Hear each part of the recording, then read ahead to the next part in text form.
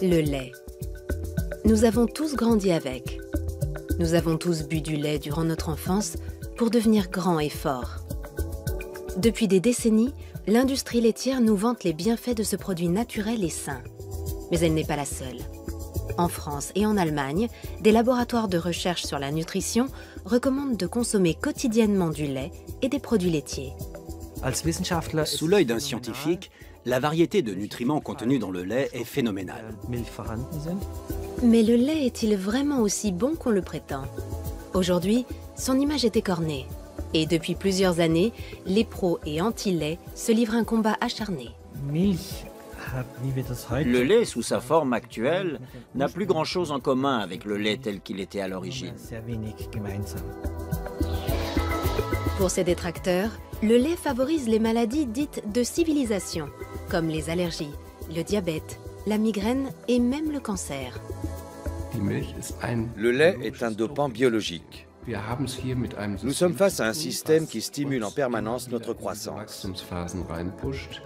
Je pense que les maladies de civilisation sont dues à une croissance trop rapide. Dans la bataille du lait, pro et anti-lait s'accusent mutuellement d'alimenter la polémique. Résultat, le lait et ses dérivés comptent aujourd'hui parmi les aliments les plus sujets à controverse.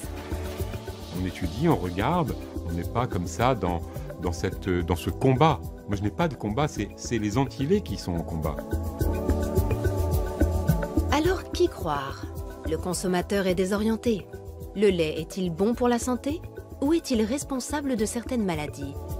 Nous avons voulu faire toute la lumière sur cette question.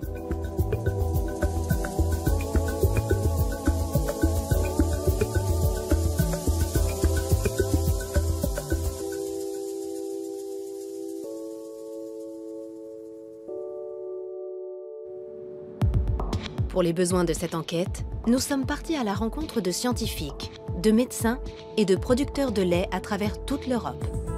Première étape, la Bretagne. Nous avons voulu savoir comment le lait est fabriqué aujourd'hui et quel est l'impact de sa transformation sur les consommateurs. La coopérative laitière Laïta a accepté de nous recevoir.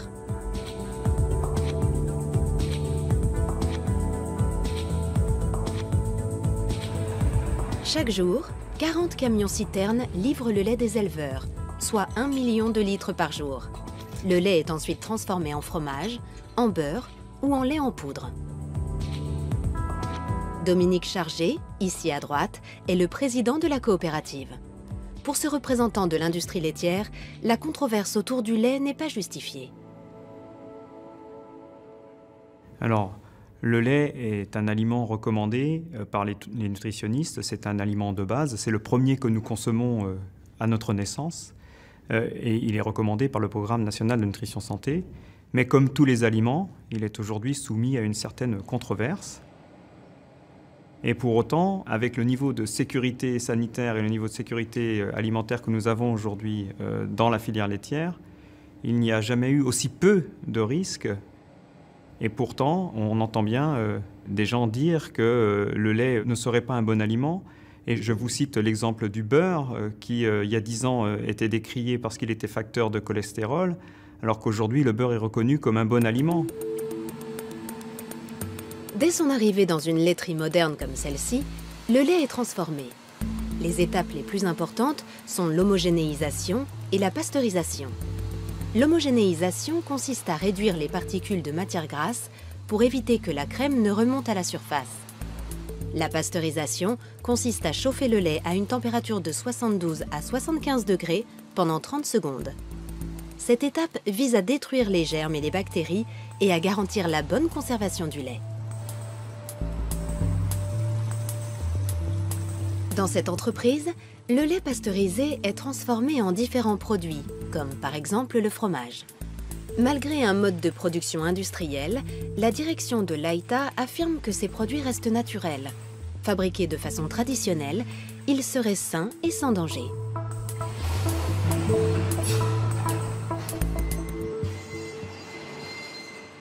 Nous fabriquons des produits à base de lait, comme le beurre, comme le fromage, comme les yaourts, de la même façon que nous les fabriquions il y a 40 ans, 50 ans.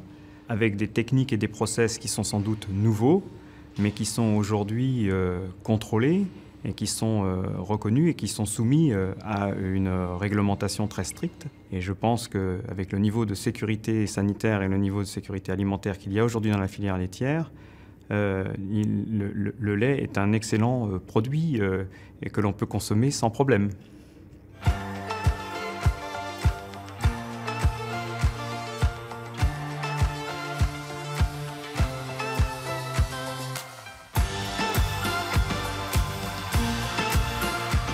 Et vous, c'est quoi votre milk moment? Le lait serait donc sans danger? Ce n'est pas l'avis de certains spécialistes. Nous poursuivons notre voyage à Innsbruck, dans les Alpes autrichiennes.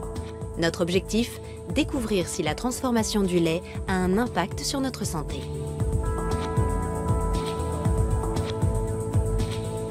Nous avons rendez-vous au cabinet du docteur Maximilian Ledorowski. Ce médecin est spécialisé dans les intolérances alimentaires.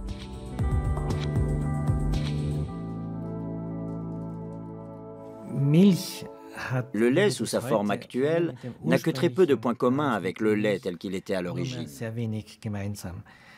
Il subit entre 20 et 30 étapes de transformation, allant de la montée en température, en passant par le stockage, le refroidissement, l'homogénéisation, puis la pasteurisation, à la séparation des globules, des matières grasses, etc.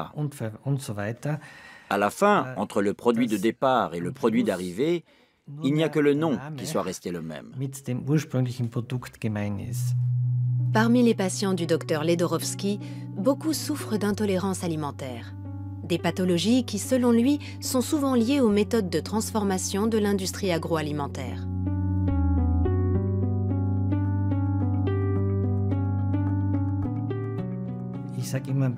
Je dis toujours avec ironie que je soigne les maladies que les nutritionnistes ou les médecins-chercheurs en nutrition ont créées grâce à leurs recherches. Les produits laitiers modernes sont particulièrement visés. Pour le docteur Ledorowski, c'est la transformation du lait qui pose un problème. Notre système digestif est naturellement conçu pour digérer le lait et les produits laitiers tels qu'ils étaient à l'origine. Mais la récente évolution de l'industrie agroalimentaire est telle que notre corps n'a pas eu le temps de s'adapter. Il faudrait plusieurs générations pour y parvenir.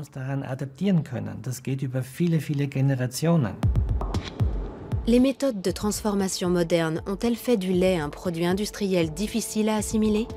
Voyons ce qu'en pensent les établissements de renom spécialisés dans la nutrition. En France, l'Institut Pasteur de Lille est le premier centre de recherche fondamentale au monde.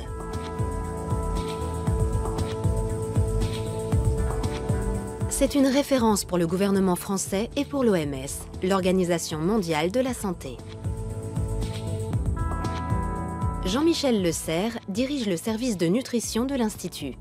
Nous lui avons demandé si la transformation du lait pouvait avoir des conséquences négatives sur la santé.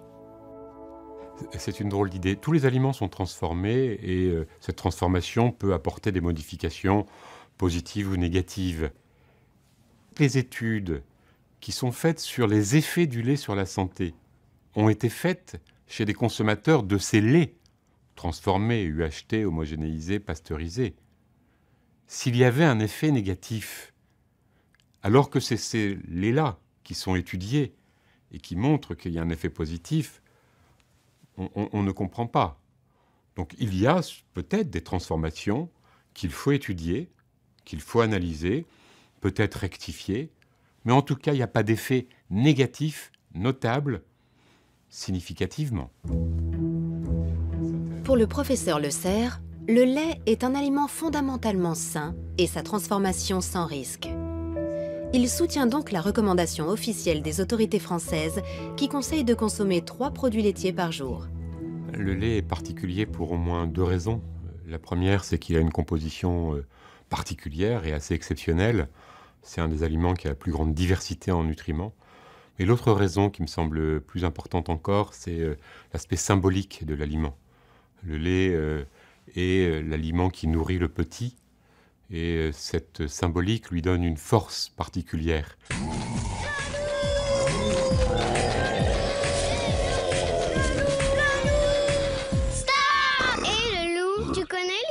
de Paf Paf Paf le loup? Alors, c'est l'histoire de 3 petits cochons qui mangeaient 3 produits laitiers par jour. Quand tout à coup, paf, paf, le loup!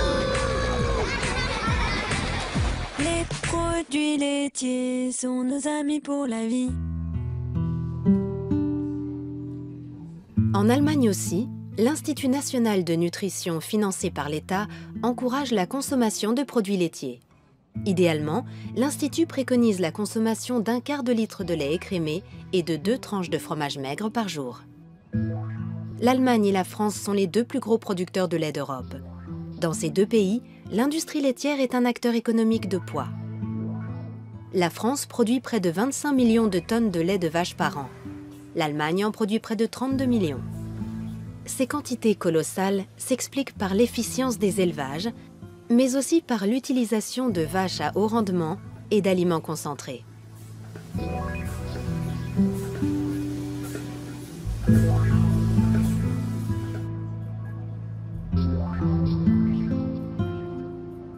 Intéressons-nous maintenant aux méthodes de fabrication dites conventionnelles. Nous nous rendons à la ferme Penneland, dans le nord de l'Allemagne. Philippe Kowolik dirige l'exploitation. Notre ferme compte 1 millier de vaches qui produisent du lait tous les jours.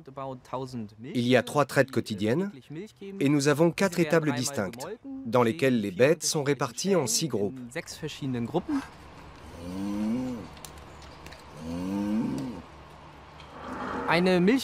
Au cours de leur vie, nos vaches laitières fournissent 28 000 litres de lait, soit une moyenne de 9 500 litres par an.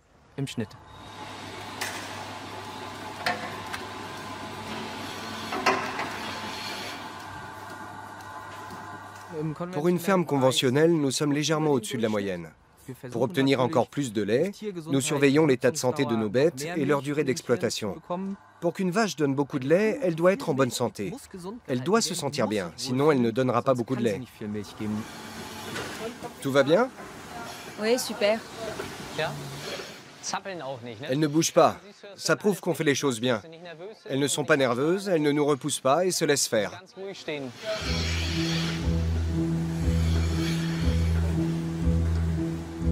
La qualité du lait et de ses nutriments est liée aux conditions d'élevage des bêtes, à leur état de santé et à leur alimentation.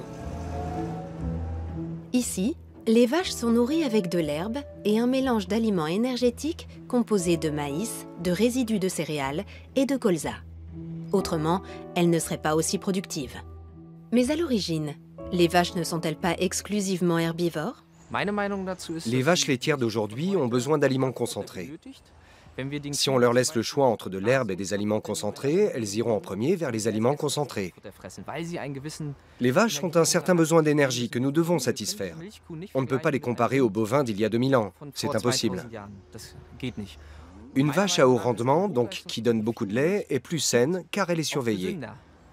Seule une bête bien soignée peut être en bonne santé et donner beaucoup de lait. Une vache ne fait pas ça toute seule. Le lait ne tombe pas par magie dans la cuve ou dans la bouteille. Avoir des animaux en bonne santé et productifs demande beaucoup de travail.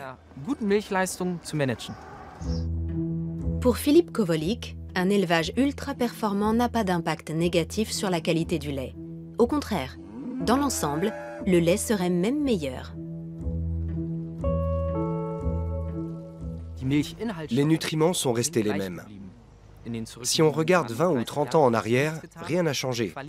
La qualité du lait s'est même améliorée grâce à la chaîne du froid, toujours à 4 degrés. Il faut refroidir le lait très vite. Ensuite, il part à la laiterie dans des camions-citernes. Toute cette chaîne est extrêmement efficace. Elle est contrôlée en permanence. Une fois par mois, on vérifie la qualité du lait de chaque vache. Il y a tellement de contrôle que je peux affirmer en toute bonne conscience que la qualité du lait s'est améliorée. C'est indéniable.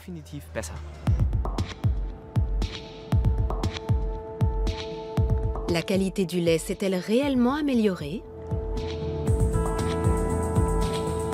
Pour en avoir le cœur net, nous nous rendons à la clinique Paracelsus dans le nord-est de la Suisse. Ce centre de médecine globale propose, en plus de la médecine conventionnelle, des méthodes complémentaires comme l'homéopathie. Thomas Rau est le médecin-chef de la clinique. Depuis des années, il dénonce les méfaits des produits laitiers, plus précisément ceux d'une protéine contenue dans le lait, la bêta-lactoprotéine, qui peut provoquer des allergies. Les vaches ont changé. Elles sont nourries différemment. Chez la vache aussi, l'alimentation joue un rôle essentiel, car ce qu'elle mange se retrouve dans son lait. De nombreuses analyses prouvent que le lait a fondamentalement changé depuis 1983. Il contient désormais beaucoup plus de bêta-lactoprotéines. De façon générale, il est plus riche en protéines. En revanche, il contient nettement moins d'acides gras de type oméga 3. Il a également perdu énormément d'oligo-éléments. En définitive, le lait est quasiment devenu un produit industriel. Ce n'est plus le même lait.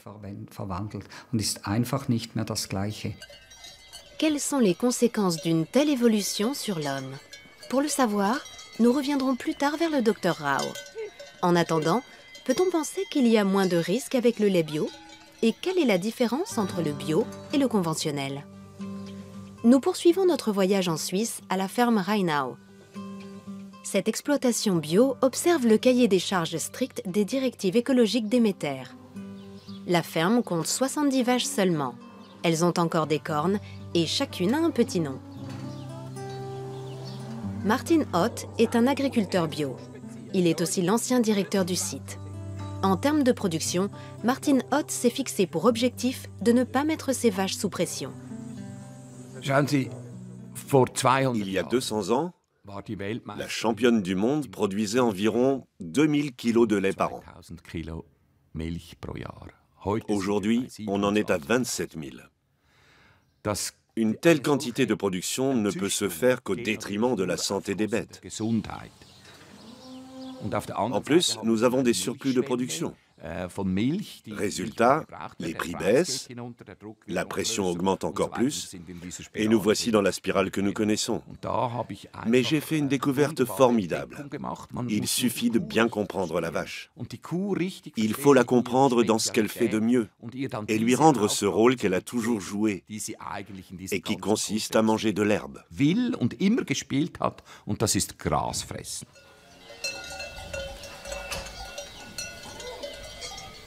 Les vaches sont donc faites pour manger de l'herbe. En tant qu'entreprise certifiée Déméter, la ferme Rheinau mise sur un élevage respectueux des besoins des animaux. Elle n'utilise donc aucun additif dans la nourriture, ni aucun médicament préventif tel que les antibiotiques. Avec les vaches à haut rendement, le recours aux antibiotiques est régulier. Il permet par exemple d'éviter une inflammation des pies. En principe, ces antibiotiques ne se retrouvent pas directement dans le lait. Mais de façon détournée, ils peuvent avoir un impact sur la santé des consommateurs. L'étude des statistiques nous apprend qu'une vache européenne dite normale reçoit un traitement par antibiotique une fois par an. Ce sont des médicaments ultra efficaces qui perturbent l'équilibre bactériologique du lait. Du coup, la vache devient plus fragile. Autre conséquence, les antibiotiques sont éliminés dans l'urine et dans les excréments qui s'infiltrent dans le sol. Ils modifient la microbiologie des sols, qui modifie la croissance des plantes. Le cycle est sans fin. Avec le temps, l'homme développe une résistance aux antibiotiques, qui deviennent moins efficaces, mais dont nous avons besoin dès que nous sommes malades. Ici, le nombre de vaches dépend de la surface nutritive au sol. C'est une économie circulaire qui inclut l'agriculture et qui se suffit à elle-même, avec pour conséquence des tarifs au litre beaucoup plus élevés.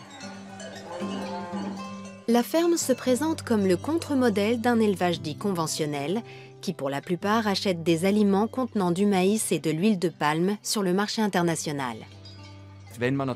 Si on ne change rien à ce système et qu'on veut produire les mêmes quantités de lait qu'à l'heure actuelle, on ne peut pas faire du bio, car le bio reste un système. La production mondiale de lait à partir de l'herbe sera toujours limitée, notamment par les vaches. Si on encourage ce système, il y aura moins de lait et son prix remontera. Il sera peut-être plus cher que le Coca-Cola, mais ce sera à nouveau le prix juste.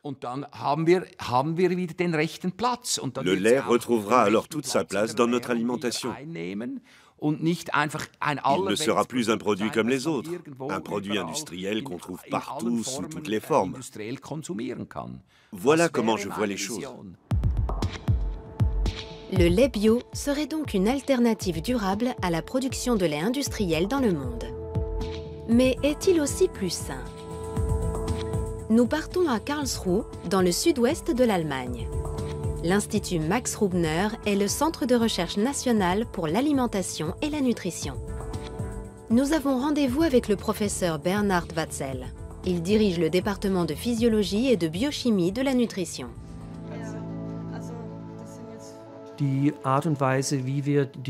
La façon de nourrir les vaches a des conséquences sur la composition du lait. Avec les directives de production biologique, on constate un effet visible sur la composition en acides gras. En général, dans un lait bio, nous avons des compositions plus intéressantes, avec de fortes concentrations en nutriments essentiels, comme les oméga 3. On en trouve en général 50% de plus. À long terme, cela peut présenter un certain avantage, mais un avantage somme toute très relatif. Pour le professeur Watzel, le lait est un aliment sain et le lait bio l'est un peu plus encore. Pourtant, de nombreuses personnes ne supportent pas le lait. La cause la plus connue est l'intolérance au lactose. En Europe centrale, près d'1 personne sur 7 est concernée. Depuis quelques années, on s'intéresse beaucoup à l'intolérance au lactose. De plus en plus de personnes pensent souffrir de cette pathologie. Mais au fait, qu'est-ce qu'une intolérance au lactose ? Nous avons posé la question au docteur Ledorowski, spécialiste des intolérances alimentaires à Innsbruck. En réalité, l'intolérance au lactose représente la norme. Car une fois sevré, 75% de la population mondiale perd de la capacité à digérer le lactose. Et lorsqu'il ne peut pas être digéré, le lactose est fermenté par les bactéries qui se trouvent dans l'intestin. Le problème, c'est que ces produits de fermentation peuvent provoquer des maux de ventre, des diarrhées, des ballonnements, etc.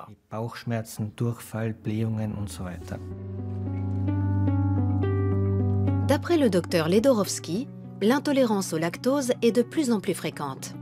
Mais ce n'est pas le seul problème. Ce phénomène s'explique notamment par une augmentation de la consommation de lait. Mais c'est aussi la façon de transformer le lait qui est en jeu. La transformation des produits laitiers comporte tellement d'étapes qui peuvent déclencher une réaction que les intolérances augmentent forcément.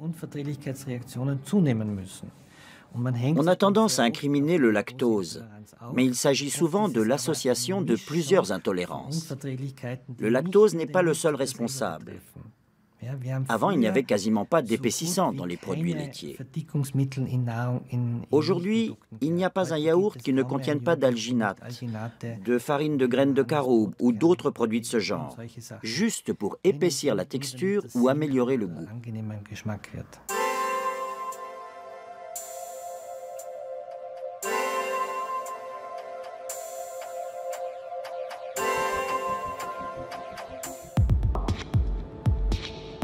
La publicité pour les produits laitiers incite à consommer plus de lait. En même temps, les intolérances sont de plus en plus nombreuses. Et le lactose n'est pas le seul en cause. Bien souvent, les symptômes sont inattendus. Cet homme en a fait l'expérience. Alain Gouriou vit avec sa famille près de Paris. Avant, il mangeait plusieurs yaourts par jour. Puis, il a commencé à souffrir de migraines. Il n'a d'abord pas fait le rapprochement avec sa consommation de produits laitiers. J'avais des maux de tête persistants, environ 2 à 3 céphalées par mois, qui pouvaient s'étaler sur 2 ou 3 jours si je ne les gérais pas avec de l'ibuprofène. Et donc, ça faisait partie de ma vie quotidienne. J'étais quelqu'un qui avait beaucoup de maux de tête. Donc je me suis dit, je vais aller voir un neurologue, et il se trouvait que ce soit le docteur Aranda. Le docteur Aranda exerce dans une clinique de Courbevoie en banlieue parisienne. Ce neurologue reçoit souvent des patients comme Alain Gouriou. 20 et quelques années que je conseille d'arrêter le lait aux gens qui ont des maux de tête, vous êtes peut-être le 3 millième à me donner le même témoignage. Donc la répétition de l'expérience est toujours un argument de véracité, si on peut dire. Alors, je suis arrivé donc dans le cabinet de Dr Aranda, je lui ai exposé mon problème qui était effectivement donc des céphalées assez régulières. Et il l'a posé à un moment, il m'a regardé, il a dit on va essayer quelque chose, vous allez essayer d'arrêter les produits laitiers et voir ce que ça donne. J'étais un peu déçu, je me suis dit tout ça pour ça, un mois d'attente, voilà, pour arrêter les produits laitiers. Donc c'est vraiment ça, enfin c'est la discussion qu'on a eue ensemble.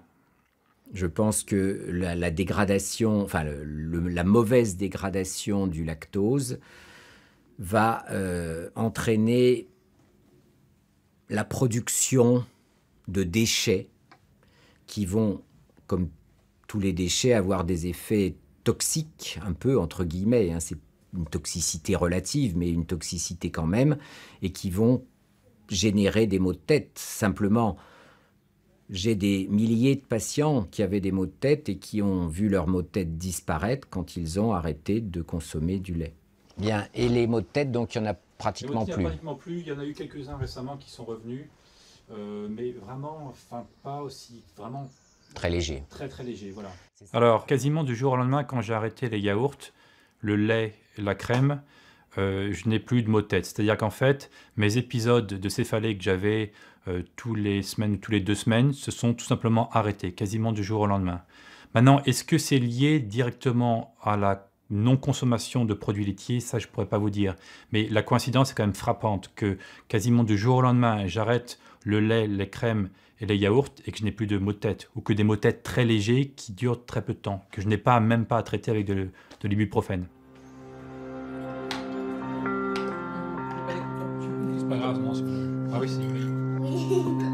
Aujourd'hui, c'est toute la famille Gouriou qui a en grande partie renoncé aux produits laitiers. Ils les ont remplacés par des substituts végétaux, comme le lait de riz. Beaucoup de gens qui consomment du lait avec des troubles intestinaux se plaignent d'être fatigués, de mal dormir, d'avoir la tête un peu embrouillée. Tout ça, ce ne sont pas des maladies, c'est pas bien étudié dans les études scientifiques, mais dans mon expérience, c'est vraiment très souvent mieux quand les gens ont arrêté de lait. Ils se sentent plus en forme, plus en forme, la tête plus performante, etc. Retour à l'Institut Max Rubner. Pour le professeur Watzel, nutritionniste, les expériences médicales comme celle du docteur Aranda avec ses patients ne justifient aucune extrapolation. Les expériences de certains médecins avec leurs patients sont individuelles et je ne les remets absolument pas en question. Le problème, c'est qu'il s'agit de cas isolés. Ça ne correspond à aucune méthodologie scientifique. On ne peut pas transposer ces cas isolés et ces expériences à l'ensemble de la population. Les personnes qui supportent mal les produits laitiers ne souffrent pas forcément d'intolérance au lait. Il peut aussi s'agir d'une réaction allergique. Pour éviter ces désagréments, le docteur Rao de la clinique Paracelsus conseille à ses patients de supprimer les produits laitiers de leur alimentation. Avez-vous eu des infections? Une seule, mais qui a vite disparu. En 2 jours, je n'avais plus mal à la gorge. Qu'avez-vous changé dans votre alimentation? J'ai supprimé le gluten et le lait. Bien. Et comment le vivez-vous? C'est supportable? Oui, c'est bon aussi. On s'y habitue. Tous les produits qui contiennent des protéines de lait de vache comme les yaourts, le fromage, la crème sous toutes ses formes et tout ce qui contient du lait sont des produits qui posent un problème parce qu'ils sont très allergisants.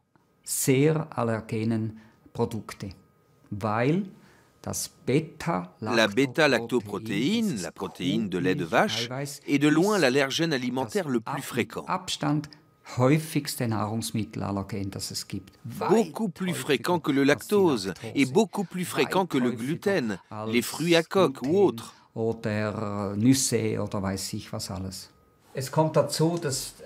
Avec 2 allergies alimentaires, chez vous le lait et le gluten, c'est 2 fois plus embêtant. Car elles peuvent détruire la flore intestinale et même la muqueuse intestinale. C'est tout le système immunitaire qui est perturbé.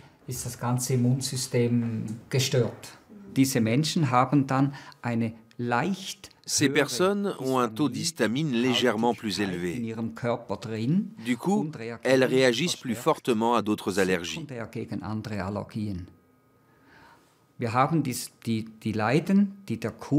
Les personnes allergiques au lait de vache, et plus rarement les patients allergiques au gluten, donc atteints de la maladie cœliaque, peuvent avoir des allergies secondaires. Elles peuvent être allergiques au pollen, aux fraises ou aux poils de chat.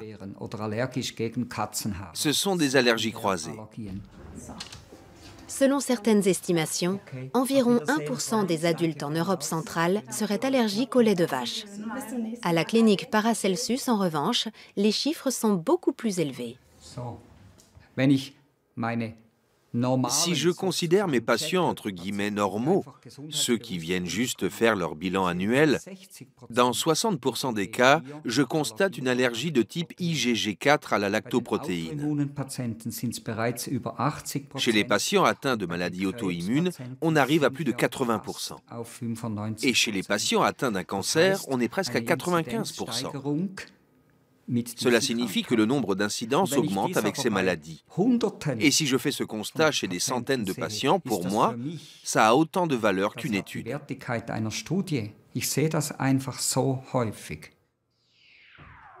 D'après les conclusions du Dr Rao, le lait et ses dérivés peuvent aussi provoquer des troubles immunitaires, c'est-à-dire un affaiblissement chronique de notre système de défense. La conséquence est une plus grande fragilité face aux infections, comme l'angine chronique ou la sinusite chronique. 1 litre de lait contient le lait de plusieurs milliers de vaches. Et ces milliers de vaches sont traitées avec des antibiotiques. Et la pasteurisation modifie les protéines. Cela crée un désordre immunologique.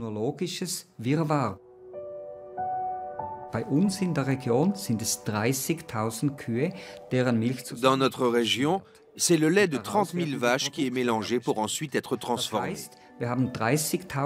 Cela signifie que nous avons 30 000 profils immunologiques individuels mélangés. C'est comme si une avalanche d'informations immunologiques s'abattait sur nos jeunes enfants.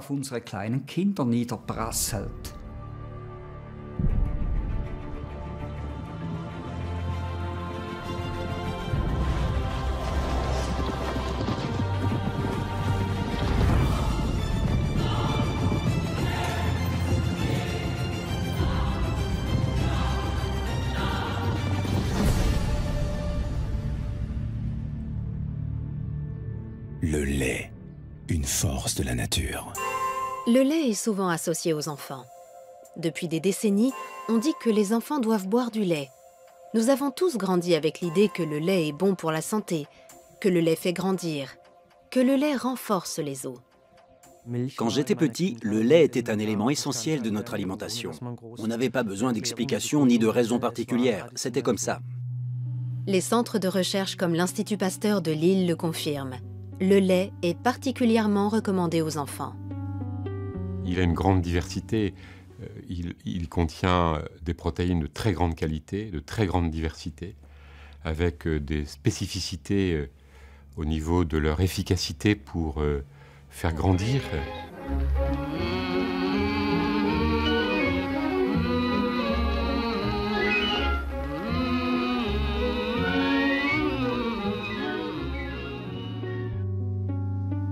Mais pour les détracteurs du lait comme le docteur Ledorowski, médecin nutritionniste, il n'apporte aucun bienfait aux enfants ni aux adolescents, au contraire.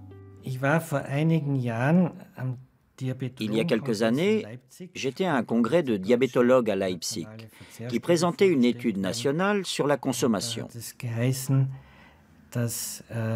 Cette étude démontrait qu'une protéine animale ingérée par des enfants très jeunes présentait une corrélation importante avec leur surpoids à l'adolescence.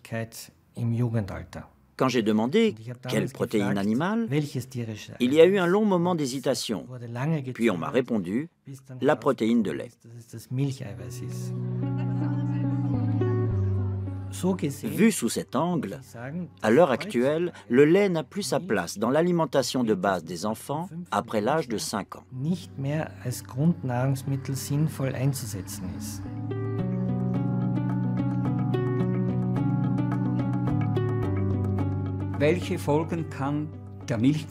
La consommation de lait peut avoir des conséquences très différentes sur les enfants. Ils peuvent développer des allergies, de l'asthme, et même à long terme, avec l'hyperstimulation du système immunitaire, des maladies auto-immunes.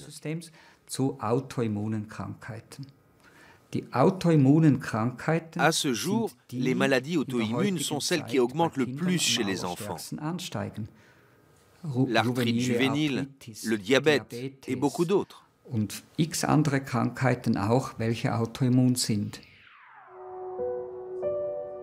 Le lait est-il vraiment à l'origine de ces maladies?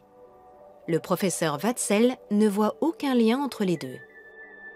Les données scientifiques montrent que pendant l'enfance et l'adolescence, la consommation de lait n'a aucun effet négatif sur le poids ni sur le diabète. Au contraire, consommé de façon régulière et modérée, le lait a une action protectrice. Néanmoins, il faut bien regarder, surtout chez les enfants, quels produits on consomme. Car de nombreux produits à base de lait contiennent beaucoup de sucre ajouté.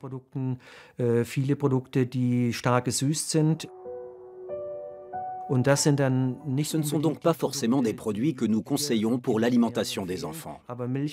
En revanche, le lait, les yaourts nature et le fromage sont tout à fait recommandés, car ils contiennent une grande variété de nutriments essentiels. Le lait est un produit naturel et de qualité. Le lait est sain et il rend beau.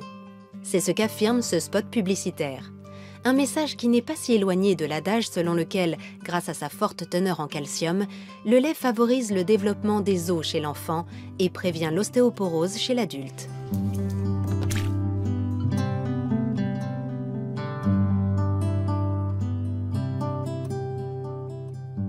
Toutes les études cliniques qui ont été faites, où on donne des produits laitiers ou du calcium à des personnes pendant une durée suffisamment longue, montrent que la densité de l'os augmente, la solidité de l'os augmente, la concentration en calcium de l'os augmente.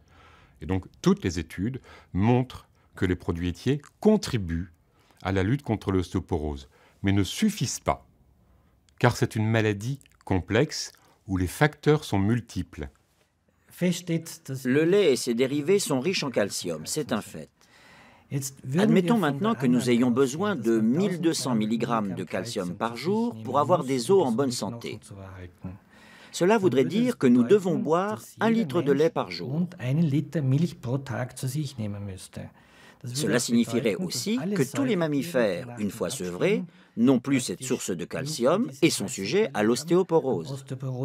Par extension, toutes les personnes sevrées et intolérantes au lactose souffriraient d'ostéoporose. Or, on constate exactement le contraire. Dans les pays où l'intolérance au lactose est endémique, les cas d'ostéoporose sont beaucoup plus rares que dans les pays où il y a peu d'intolérance. C'est le cas de l'Allemagne et de la Scandinavie, où la consommation de lait est la plus importante. En Suède notamment, la consommation de lait est très élevée. Il y a 2 ans, une étude suédoise a fait couler beaucoup d'encre en France et en Allemagne. Selon cette étude, les personnes qui boivent beaucoup de lait ont un risque de fracture osseuse plus élevé et une espérance de vie plus courte.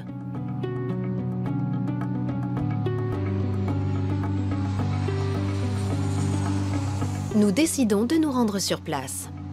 À l'université d'Uppsala, nous avons rendez-vous avec le professeur Carl Michaelsson, nutritionniste.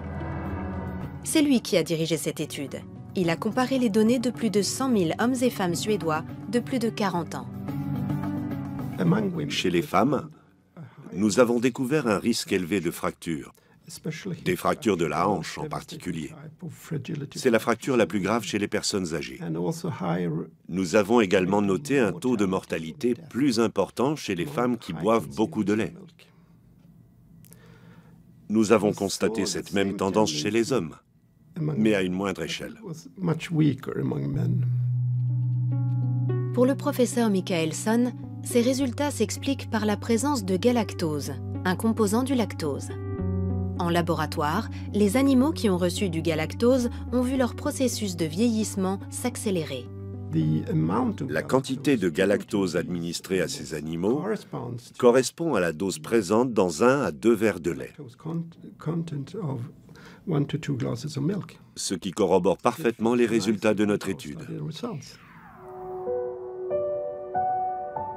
Le lait et ses dérivés seraient-ils nocifs? Pour le professeur Michaelson, la question n'est pas aussi tranchée.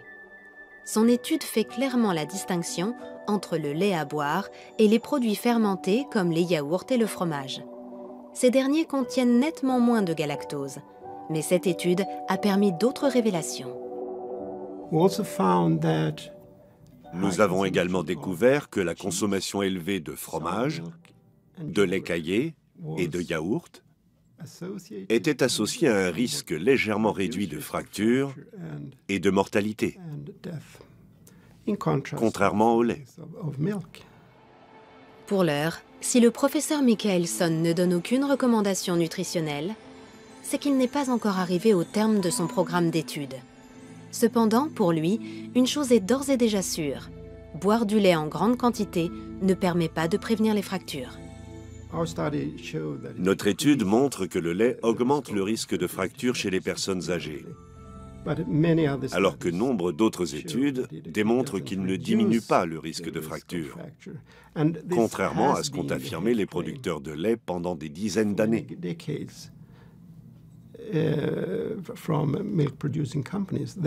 Ils prétendaient que boire de grandes quantités de lait permettait de renforcer les os, mais les preuves sont très maigres.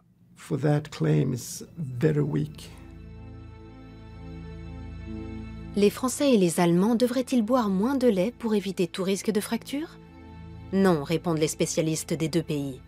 Les centres de recherche sur la nutrition maintiennent leur position, car la consommation de lait en Suède n'est pas comparable à nos pays. Par ailleurs, cette étude montre que boire du lait en quantité trop faible n'est pas bon non plus. Quand on regarde dans cette étude, les femmes consommaient environ 600 ml de lait par jour. Aujourd'hui, en France, on est à 100 ml. Donc ce sont deux choses qui sont totalement différentes. Et donc il faut se poser la question du pourquoi les excès de produits laitiers, puisque c'est un excès, ne sont pas bénéfiques. Il me semble qu'un excès n'est jamais bénéfique. Et donc moi, je ne recommande absolument pas l'excès. L'autre excès, qui est bien démontré cette fois-ci, c'est que les personnes qui ne consomment pas du tout de produits laitiers, pour des tas de raisons, ça peut être des enfants qui n'en consomment pas pour des raisons qui sont liées à une intolérance quelconque, ont beaucoup plus de fractures, 2 à 3 fois plus de fractures. Ça, c'est totalement démontré. Cette étude suédoise aura eu le mérite de prouver une chose. Avec les aliments complexes comme le lait, il est difficile d'être catégorique. Par ailleurs, dans quelle mesure les résultats d'études isolées autorisent-ils l'extrapolation? Lorsqu'on s'intéresse aux effets des aliments sur la santé, il convient de se poser la question suivante. De quelles informations disposons-nous? Toutes les études ne sont pas aussi qualitatives. La communauté scientifique a défini des critères bien précis afin de juger de leur bien-fondé.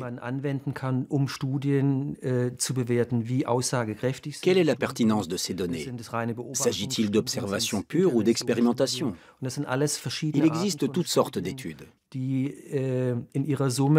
Nous, les scientifiques, sommes en mesure d'établir un classement. Nous pouvons les ranger dans la catégorie des études convaincantes, des études plausibles ou de celles qui relèvent de la possibilité.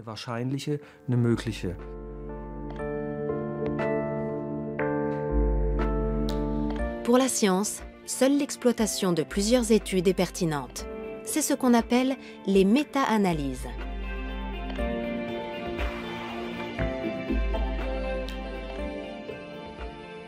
Je conseille toujours aux journalistes de ne pas se fier à une seule étude, car vous en trouverez toujours une qui confortera vos arguments ou votre interprétation. Mais du point de vue scientifique, ce n'est pas juste.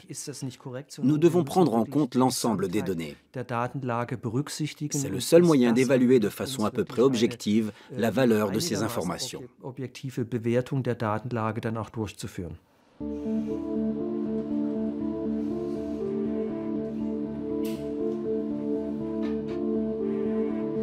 Dans l'ensemble, les médecins qui, contre l'idée générale, recommandent de supprimer le lait, ne s'appuient pas sur des études.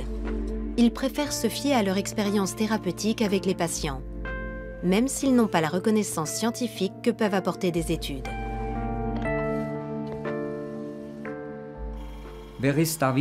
Qui est scientifique et qui ne l'est pas? Qu'est-ce qui définit le caractère scientifique d'une chose? Une étude, c'est l'analyse d'un groupe de personnes relativement important selon certains critères. C'est exactement ce que je fais. J'étudie un immense groupe de patients depuis 30 ans. Entre 100 et 300 personnes viennent ici chaque jour. Nous leur donnons des conseils et leur santé s'améliore. Pour moi, c'est beaucoup plus empirique et scientifique que certaines études mensongères.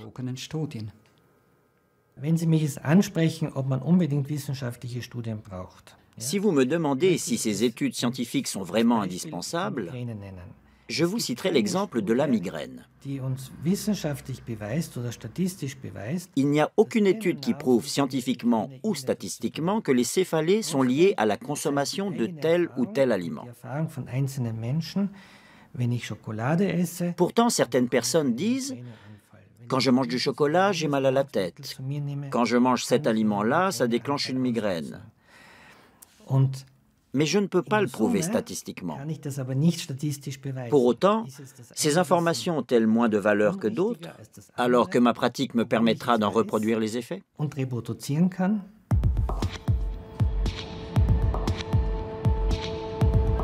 Les anti-laits pointent un autre problème, le manque d'indépendance de certaines études, ou encore les liens entre les scientifiques et l'industrie. Nous partons dans le sud de la France, dans la région de Nîmes.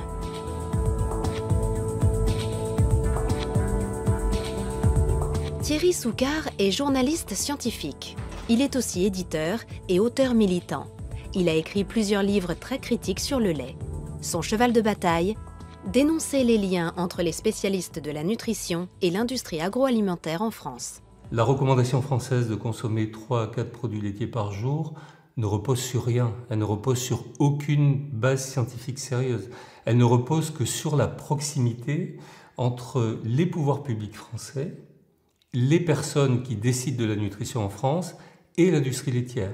Cette proximité, je l'ai exposée en donnant les noms des responsables français dans mes livres, sans jamais avoir eu de procès ni de demande de rétraction. Thierry Soucard pose un regard critique sur l'Institut Pasteur qui, selon lui, n'est pas tout à fait indépendant financièrement. L'Institut Pasteur de Lille est un institut qui est en situation financière délicate et qui donc dépend beaucoup de l'argent de l'industrie et notamment de l'argent de l'industrie laitière. L'Institut Pasteur est une fondation privée d'intérêt public, financée en grande partie par des missions de recherche et de conseil privés. Parmi les mécènes et les mandataires de ces missions, on trouve des groupes laitiers comme Danone et Lactalis. Il reçoit un tout petit peu de fonds de l'État, mais très peu, puisque je vous disais qu'il est autofinancé à 80%. Et puis le reste, c'est la vie d'un service de recherche comme les autres. Tous les services de recherche en France, tous, ont un double financement qui est le financement propre ou financement de l'État et les financements privés. Tous les services de recherche en France sont comme ça. Thierry Soucard dénonce aussi les liens entre le professeur Le Serre et l'industrie laitière. Le professeur Le Serre est membre du comité scientifique de l'OCHA, l'Observatoire CNIEL des habitudes alimentaires. Cette organisation est chapeautée par le Centre national de l'économie laitière. Pour Thierry Soucard, il y a conflit d'intérêts. Quel conflit d'intérêts? Moi, je fais partie de ce groupe bénévolement. Voilà, donc c'est un groupe de chercheurs, des sociologues, des psychologues, des nutritionnistes. On se réunit, on mène des travaux, on dirige des thèses, on organise des colloques. On fait ça parce qu'on est passionné par notre métier. Je ne vois pas très bien où est le conflit d'intérêts. Il n'y a que lui qui n'y voit pas de problème. Toute la presse y voit un problème. Tous les gens qui s'occupent d'éthique voient un problème avec les conflits d'intérêts entre chercheurs et industriels. Mais quand vous interrogez un médecin ou un chercheur qui est lié à l'industrie pharmaceutique ou l'industrie agroalimentaire, évidemment, il ne voit pas de problème. Retour en Allemagne, et à la question qui nous préoccupe, le lait est-il bon ou pas pour la santé? L'ultime étape de notre voyage nous conduit à l'université d'Osnabrück, dans le nord-ouest de l'Allemagne. C'est ici qu'enseigne le professeur Bodo Melnick, dermatologue. Le professeur Melnick a développé une théorie sur le lait qui a fait beaucoup de bruit dans le milieu scientifique ces dernières années. Selon lui, le lait contiendrait un système de signaux biochimiques qui stimule la croissance et qui peut avoir de lourdes conséquences. Nous savons désormais que l'acné apparaît de plus en plus tôt, dès l'âge de 8-9 ans. Nous savons aussi qu'il dure beaucoup plus longtemps. Environ 50% des Américaines, par exemple, ont encore de l'acné à la trentaine. Le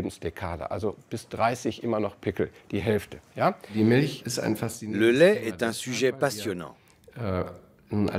En 2008, l'université de Harvard a publié les résultats d'une étude épidémiologique. Celle-ci montrait pour la première fois que la consommation de lait favorisait l'acné. Je me suis demandé, mais comment est-ce possible? Comment le lait peut-il avoir une action sur les glandes sébacées? Il doit forcément agir de l'intérieur. En clair, il doit envoyer un signal. Nous avons donc redéfini le lait. Nous avons décrété qu'il ne s'agissait pas d'un aliment ordinaire. Il faut bien comprendre que le lait a un objectif, stimuler la croissance. Le lait joue un rôle capital. C'est un dopant biologique. D'après la thèse du professeur Melnick, le lait envoie 2 signaux de croissance dans le corps. Premièrement, ces acides aminés stimulent le foie qui produit l'hormone de croissance IGF-1. Deuxièmement, les micro-ARN, des petites particules génétiques, régulent les gènes humains pour stimuler la croissance. L'acné apparaît à la puberté, alors que notre corps est peut-être déjà en train de stimuler le développement anormal d'autres glandes. Et ça continue jusqu'au diabète. Si ces signaux sollicitent en permanence nos glandes, c'est là qu'apparaissent le diabète, le surpoids, l'insuline qui fait grossir les cellules adipeuses et pour finir les maladies liées à la démence. Pour Parkinson, qui est aussi une maladie neurodégénérative qui évolue en permanence, il y a une corrélation évidente avec la consommation de lait. Nous sommes face à un système qui stimule en permanence notre croissance. Je pense que les maladies de civilisation sont dues à une croissance trop rapide. Selon le professeur Melnick, cette croissance excessive peut même augmenter le risque de cancer. Le lait contient une particule génétique spécifique également fabriquée par les cellules cancéreuses pour accélérer leur croissance. On l'appelle OncoMIR21.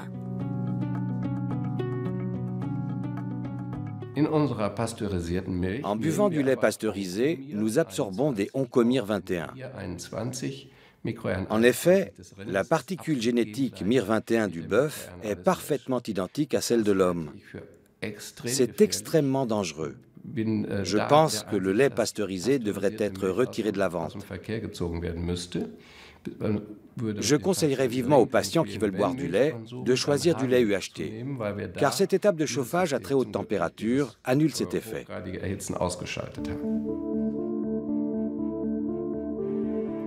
La théorie du professeur Melnick est encore isolée. La plupart des spécialistes en nutrition la rejettent en bloc. C'est le cas du professeur Watzel de l'Institut Max Rubner. J'ai rencontré le professeur Melnick à plusieurs reprises. Nous avons eu de longues discussions, parfois même au sein d'un comité d'experts. Son hypothèse est intéressante, mais il n'a aucune preuve dans la pratique. Les données issues d'études expérimentales ou d'observations sur des humains indiquent le contraire. En clair, la majorité des études démontrent qu'il n'y a aucun rapport entre le lait et les maladies de civilisation. Seules les études sur le cancer sont plus nuancées. Si la consommation de lait augmente légèrement le risque de cancer de la prostate, elle diminue celui du cancer du côlon. Et pour les autres formes de cancer, les chercheurs ne voient aucun lien avec le lait. Pour ce qui est du cancer, il faut bien faire la part des choses. La seule conclusion pertinente du point de vue clinique concerne le cancer de la prostate, pour lequel une forte consommation de lait peut avoir des effets négatifs. Nous arrivons au terme de notre voyage. Savons-nous à présent si le lait est bon ou mauvais pour la santé? Les réponses sont contradictoires, les études pas vraiment parlantes. Alors qui croire? Les scientifiques qui ne jurent que par les études? Ou les médecins qui s'en remettent à leur expérience clinique? Si vous me demandez, je vous dirai que c'est moi qu'il faut croire. Je pense tout simplement que j'ai raison et que mon expérience personnelle le confirme. Je nage peut-être à contre-courant, mais je suis médecin. Je pratique la médecine traditionnelle et non la médecine parallèle. Je ne me base pas sur des croyances ésotériques quelconques, mais purement et simplement sur des études que j'ai menées moi-même et sur mon expérience personnelle. L'expérience face à la science. Pour la plupart des spécialistes en nutrition, les anti-laits sont des agitateurs motivés par des raisons idéologiques. Il faut séparer l'idéologie et la nutrition, ne pas moraliser la nutrition. Que le lait ne convienne pas à certains, c'est tout à fait normal. Qu'il ne soit pas parfait, c'est tout à fait normal. Qu'il y ait des études qui soient complexes et contradictoires, c'est normal. On étudie, on regarde. On n'est pas comme ça dans ce combat. Moi, je n'ai pas de combat, c'est les anti-laits qui sont en combat. À travers la publicité, l'industrie laitière a toujours tout fait pour préserver l'image du lait. Et ça marche. Malgré les critiques, l'image positive du lait ancrée dans l'esprit des consommateurs est restée intacte.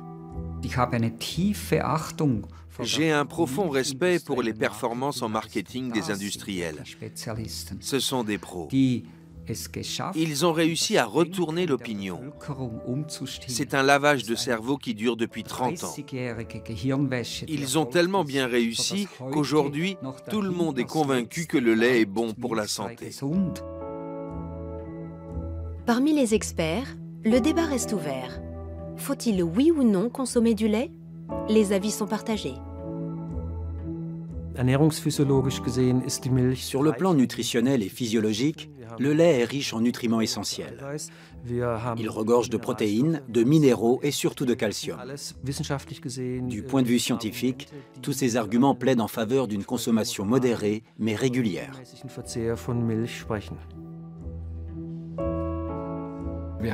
Ces produits sont désormais présents dans de nombreux domaines de notre alimentation. À mon avis, nous sommes clairement dans l'excès. Au bout de plusieurs dizaines d'années, cela entraîne une stimulation excessive. L'effet n'est pas immédiat. Il est long, insidieux et peut donc passer inaperçu. Notre enquête a révélé plusieurs choses. Le lait provoque plus de désagréments qu'on ne le pense. Sa suppression peut permettre à l'un ou l'autre patient de retrouver un certain équilibre. Quant à savoir s'il peut favoriser certaines maladies, les avis divergent. Chacun se fera donc sa propre idée sur la question.